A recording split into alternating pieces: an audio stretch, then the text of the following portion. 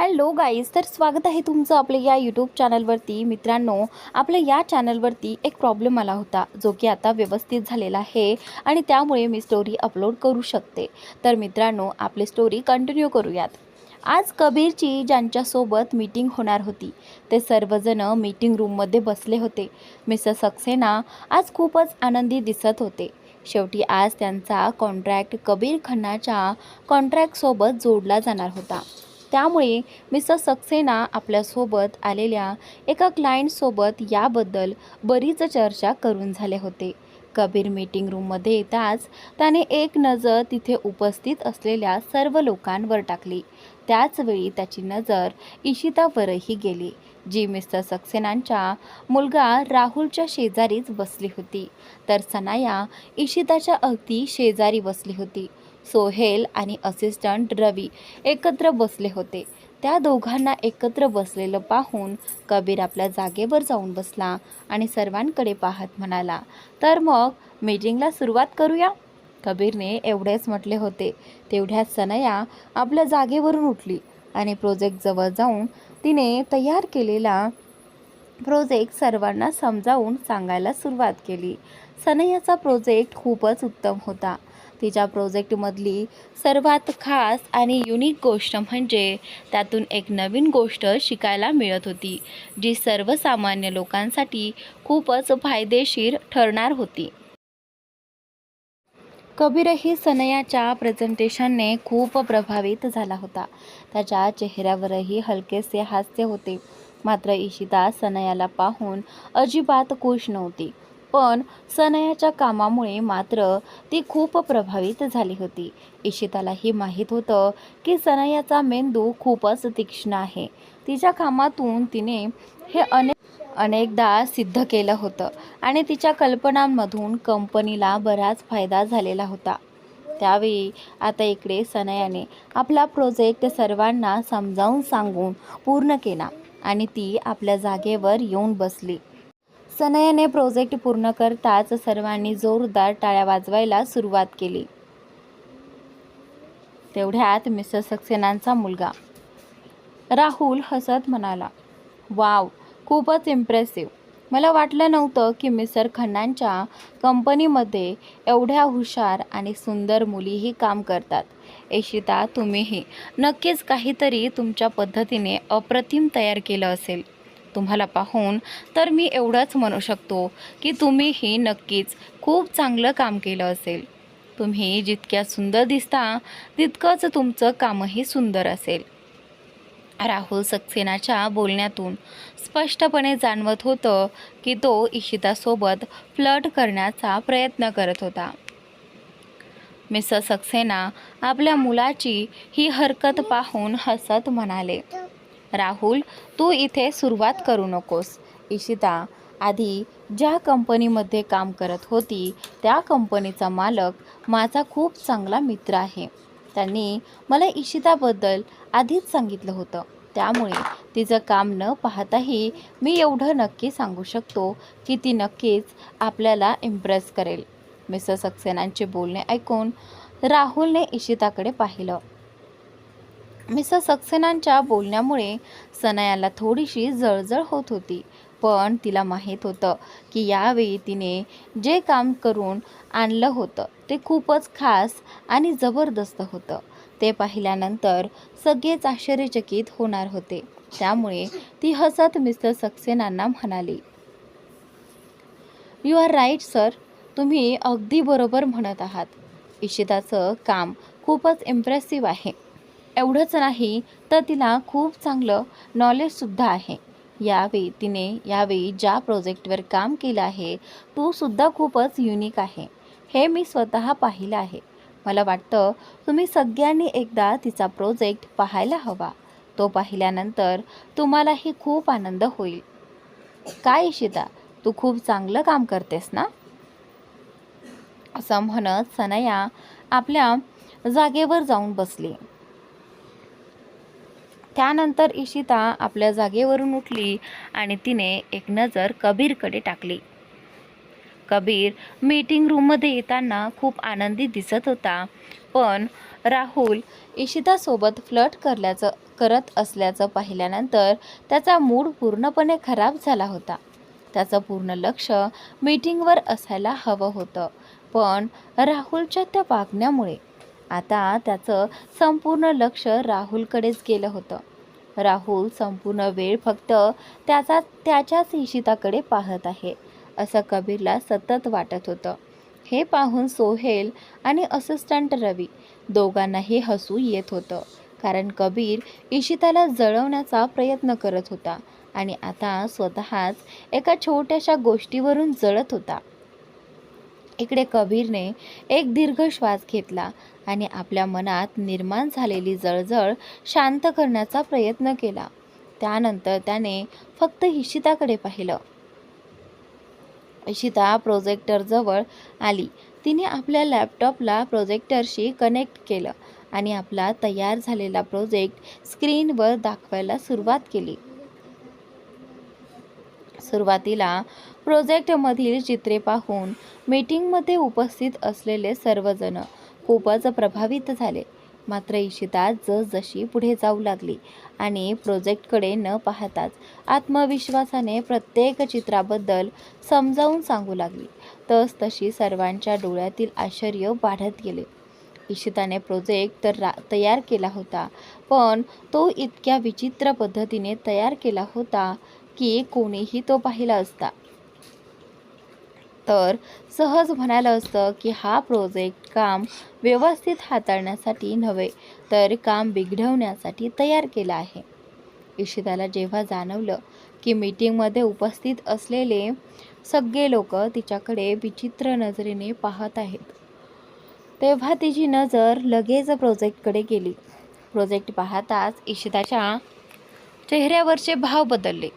तिने पाहिलं की प्रोजेक्टर अगदी व्यवस्थित होता. तिने तो प्रोजेक्ट तयार केला होता, तो अगदी तसाच होता. मग सगळे लोक इतके विचित्र का वागत होते? इशिता त्या सगळ्या लोकांकडे पाहत हसत म्हणाली, काय झालं? तुम्हा लोकांना हा प्रोजेक्ट आवडला नाही का? पण मी पूर्ण रात्र मेहनत करून हा प्रोजेक्ट तयार केला आहे. फाईलमध्ये जसं सांगितलं होतं त्यानुसार मला जे काही समजलं त्याप्रमाणे मी माझ्या बुद्धीचा वापर करून हा प्रोजेक्ट तयार करण्याचा पूर्ण प्रयत्न केला आहे. जर तुम्हाला यामध्ये काही अडचण वाटत असेल तर तुम्ही मला सांगू शकता. मी ती सुधारण्याचा प्रयत्न करेन. इशिताचं बोलणं ऐकून सगळेच आश्चर्यचकित झाले. यात ती काय सुधारण्याचा प्रयत्न करणार होती? तिचा हा प्रोजेक्ट तर आजच्या मीटिंगशी अजिबात जुळत नव्हता. तो कंपनीच्या कन्स्ट्रक्शन एरियाच्या गरजेनुसार नव्हता.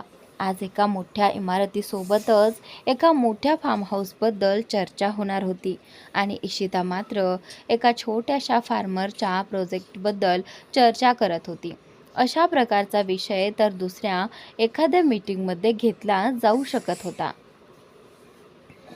आजच्या मीटिंगच्या विषयाच्या तुलनेत इशिताचा प्रोजेक्ट पूर्णपणे वेगळा होता.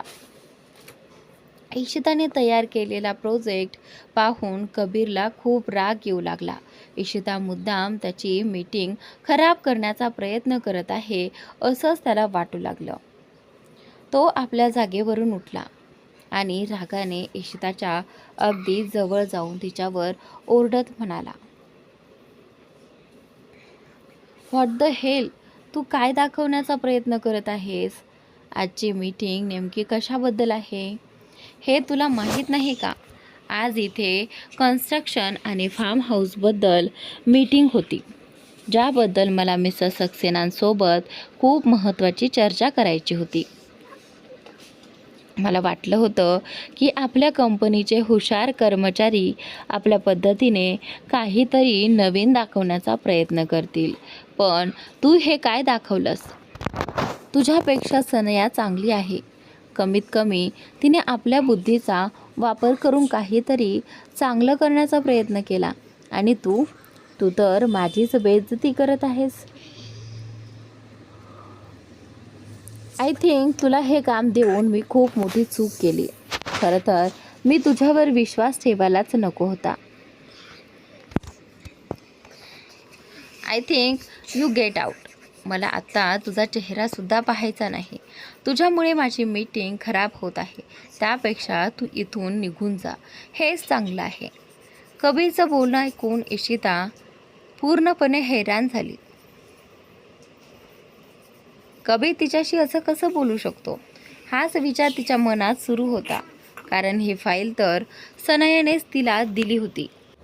तिने मनात हा विचार करताच तिची नजर सनयाकडे गेली. सनया तिच्याकडे पाहत एखाद्या कपटी व्यक्तीसारखी हसत होती. ते पाहताच इशिताला सगळं समजलं. सनयाने मुद्दाम तिला अशी फाईल दिली होती जिचा आजच्या मीटिंगशी काहीही संबंध नव्हता. म्हणजे सनयाने हे सगळं जाणून बुजून केलं होतं, जेणेकरून इशिता मीटिंग रूममध्ये काहीही सिद्ध करू शकणार नाही आणि आपल्या कामाने कबीरला किंवा इतर कोणालाही प्रभावित करू शकणार नाही. इशिता अजूनही तिथून जात नाहीये हे जेव्हा कबीरच्या लक्षात आलं तेव्हा तो पुन्हा रागाने ओरडत म्हणाला, रवी, सिक्युरिटी गार्डला बोलाव आणि त्याला सांग की हिला इथून घेऊन जा. मी सध्या खूप रागात आहे. रागाच्या भरात माझ्या तोंडून काही जास्त बोललं जाऊ नये. यापेक्षा हिने इथून निघून जाणं चांगलं आहे. कबीरला इतक्या रागात पाहून इशिताला खूप वाईट वाटत होतं. यावेळी ती स्वतःला निर्दोष सिद्धही करू शकत नव्हती. तिच्याकडे कोणताही पुरावा नव्हता हे तिला माहीत होतं. त्यामुळे तिने मान खाली घातली आणि शांतपणे मीटिंग रूमच्या बाहेर निघून गेली. हे सगळं सोहेल आणि असिस्टंट रवीने पाहिलं आणि त्या दोघांनाही खूप विचित्र वाटलं. विशेषतः इतकं सगळं झाल्यानंतरही इशिताने काहीच का बोललं नाही हे त्यांना समजत नव्हतं. जर खरंच तिची चूक झाली असती तर तिने माफी मागितली असती आणि जर तिची चूक नसती तर स्वतःला निर्दोष सिद्ध करण्यासाठी तिने नक्कीच आवाज उठवला असता. पण इशिताने असं काहीही केलं नव्हतं. तेवढ्यात सोहेलने असिस्टंट रवीकडे पाहत म्हटलं, मला इथे काहीतरी गडबड असल्यासारखं का वाटतंय? तुला खरंच वाटतंय का की इशिताने हे सगळं जाणून बुजून केलं असेल? मला तर अजिबात तसं वाटत नाही. मी माझ्या बहिणीला इतकं तरी ओळखतो की ती कोणतंही काम करताना पूर्ण मनापासून आणि मेहनतीने करते. सोहेलचं बोलणं ऐकून असिस्टंट रवीसुद्धा त्याच्याकडे पाहत म्हणाला, पण आता आपण काय करू शकतो? कबीर सर खूप रागात आहेत आणि जर आपण मॅडमची बाजू घेण्याचा प्रयत्न केला तर त्यांचा राग आपल्यावरही निघेल. त्यापेक्षा आपण मीटिंग संपण्याची वाट पाहूया. इकडे इशिता तिथून निघून गेल्यानंतर कबीर रागाने आपल्या जागेवर जाऊन बसला. त्यानंतर राहुल सक्सेनाने कबीरकडे पाहत म्हटलं, मिस्टर खन्ना, तुम्ही त्या बिचारीवर इतकं ओरडायला नको होतं. ठीक आहे, तिच्याकडून चूक झाली आहे, पण ती चूक सुधारता येऊ शकते. कदाचित तिचं या विषयाकडे नीट लक्ष गेलं नसेल. आपण तिला आणखी एक संधी देऊ शकतो. आणि जर या मीटिंगबद्दल बोलायचं झालं तर सनयाने जो प्रोजेक्ट तयार केला आहे तो सुद्धा खूप चांगला आहे. आम्ही मिस सनयासोबत या प्रोजेक्टवर काम करण्यासाठी तयार आहोत. आता यापुढे तुम्हाला जे योग्य वाटेल ते तुम्ही ठरवू शकता.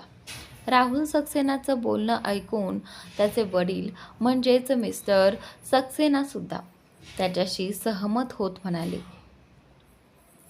यस मिस्टर कबीर खन्ना, माझा मुलगा अगदी बरोबर बोलत आहे. इशिताकडून चूक झाली आहे, काही हरकत नाही, पण सध्या सनयाने तयार केलेला प्रोजेक्ट खूपच प्रभावी आहे. तर मित्रांनो, आजचा भाग इथे संपतोय. पुढील भाग नक्की पहा.